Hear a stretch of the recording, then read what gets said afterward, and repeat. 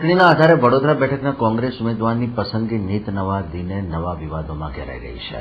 કોંગ્રેસ દ્વારા રાહુલ ગાંધીની સૂચના અનુસાર પ્રાઇમરીઝના ધોરણે કાર્યકર હોદ્દેદારના મતદાનથી ઉમેદવારની પસંદગી કરવામાં આવનાર છે. જેના ભાગરૂપે આગામી 13મી માર્ચે ચૂંટણી યોજાનાર છે. ત્યારે આજરોજ ચૂંટણી પ્રક્રિયા અંતર્ગત ઉમેદવારી નોંધાવવા ઇચ્છુક ઉમેદવારોને બોલાવી એલઆરઓ દ્વારા તેમને માર્ગદર્શન આપવામાં આવ્યું.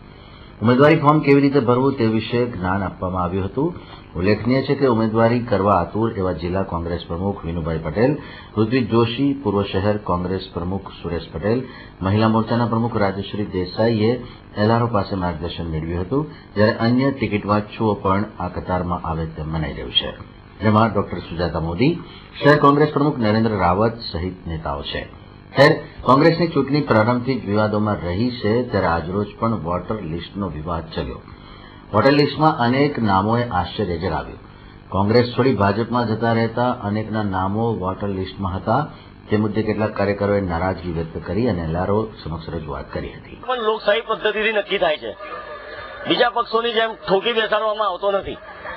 રાહુલ ગાંધીના આ મંતવ્યને લઈને કોંગ્રેસમાં પ્રાઇમરીઝની ચૂંટણી યોજાઈ રહી છે અને કોંગ્રેસના કાર્યકરો મતદાન કરીને કોંગ્રેસનો લોકસભાનો વડોદરાનો ઉમેદવાર નક્કી કરવાનો છે.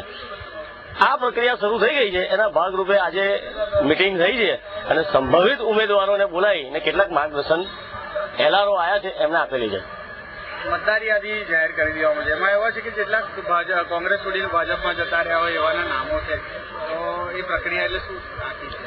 આ મતદાર યાદી તાજી બનાવેલી હોય એમાંથી નથી લીધા, કેમ કે એ પોલારાઇઝ થઈ ગયા હોય. કોકે જાણી જોઈને પોતાના માણસો ઘૂસણ દીધા, એટલે જૂના બનેલા હોદ્દેદારોની લીધેલી છે. એમાં કેટલાક ગુજરી પણ ગયા હોય, કેટલાક પાર્ટી છોડીને જતા રહ્યા હોય.